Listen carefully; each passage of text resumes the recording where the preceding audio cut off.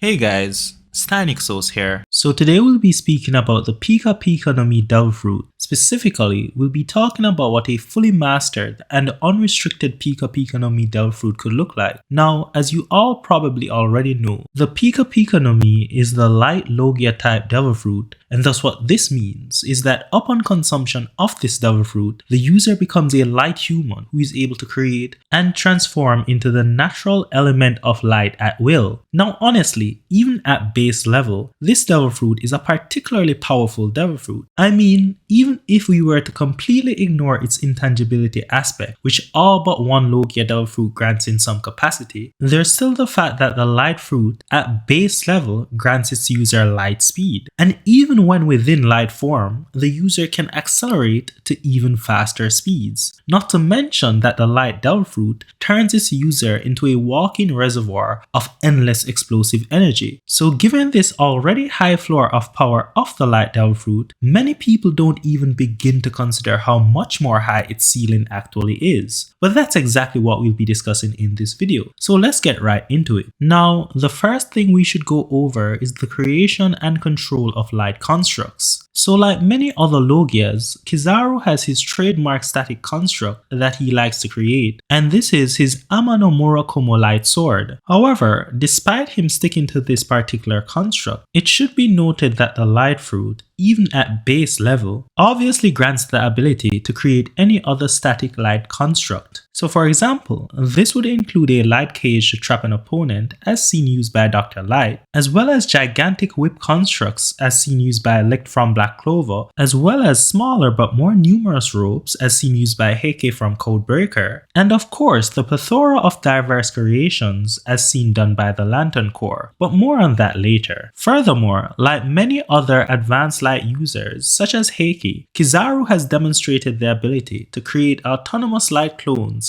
that can operate independently of his real self. So even without getting into the unrestricted levels, the light fruit is already demonstrated to be at the highest point in the construct creation category. But before we go any further, I need to ask you a basic question. That is, what is light? Well, when most people hear the term light, they are actually only thinking about visible light. That is, the category of light we can see, and which lies within the 380 to 750 nanometer wavelength region. However, light actually exists on a much broader spectrum known as the electromagnetic spectrum, and this full spectrum includes forms of light that we cannot see with our naked eyes, such as gamma rays, X-rays, ultraviolet light, infrared, microwaves, and radio waves. So as you could probably guess, a fully mastered and unrestricted light fruit would give its user control over this entire electromagnetic spectrum. But how would this be expressed practically? Well, for example, as shown by Monica Rambeau, also known as photon or spectrum, this allows the seamless transformation to different light Logia forms along the electromagnetic spectrum. So for example, the light fruit user can start off as normal visible light to phase through certain objects and then travel to space at the speed of light, followed by casually switching from visible light to microwaves and then infrared as they hop from satellite to satellite, and then in the same breath just switch back to X-rays to come back to Earth. Then, separate from just accessing these different Logia forms, most of which remember are invisible to the naked eye, the unrestricted light fruit user can also take advantage of the different properties of the light along the electromagnetic spectrum to achieve specific effects. So for example, an unrestricted light fruit user could utilize the heat of hotter types of light like infrared to burn through objects. Similarly, through the use of solar like ultraviolet light, or unrestricted light user could add a new flair to their explosions, such as seen with a ultraviolet nova. Moreover, by utilizing the short wavelength piercing properties of microwave light, or unrestricted light user can fly right through an opponent, causing direct internal damage via a microwave burst in their internal organs, such as their heart. And even when staying within the visible spectrum of light, many interesting techniques can be done. So for example, this ranges from something as simple as causing illusions or hiding an object by controlling the visible light that someone sees, or it can get more dangerous by absorbing the visible light from someone's very optic nerve, causing them to go blind, as seen done by Dr. Light. Or an actually more lethal application of this is the inverse, which, as Monica Rambeau has shown us, the light user can travel as visible light through the opponent's eyes up into their brain, then exploding their brain from the inside out. So understand, at higher levels of mastery, light control techniques get pretty crazy. Now, in the beginning of this video, we briefly spoke about the Lantern Core, but only in the capacity of construct creation. However, the existence of the Lantern Core actually allows us to delve deeper into the intricacies of unrestricted light mastery at a more metaphysical level, because as many of you would already be aware, the Lantern Core powers are that of light. Now, separate from just the visual confirmation of this, and the continual reference of this fact by the Lantern Core members themselves, even in their creed, separate from all of that, this fact is made particularly clear in the fact that Dr. Light is able to interfere with the creation of and take control of a Green Lantern's constructs, specifically because it is made of light. Now, the light used by the Lantern Core is not just normal light, but rather it is the very light that fought against the darkness that was present at creation, and which exists as different colors, each representing a different form of emotional energy along the continuum of emotional light energy known as the emotional electromagnetic spectrum. Thus, through the mastery of the different wavelengths of light of this emotional electromagnetic spectrum, our unrestricted light fruit user would gain different abilities based on the specific emotion the wavelength represents. So for example, through mastery of the blue wavelength, which represents hope, our unrestricted light user gains the ability to heal others. Whereas through mastery of the yellow wavelength, which represents fear, our unrestricted light user would be able to sense what an opponent fears, and thus produce fear-based battle-ready constructs. But then, through the mastery of the indigo wavelength, which represents compassion, our unrestricted light user would be able to release a compassion light blast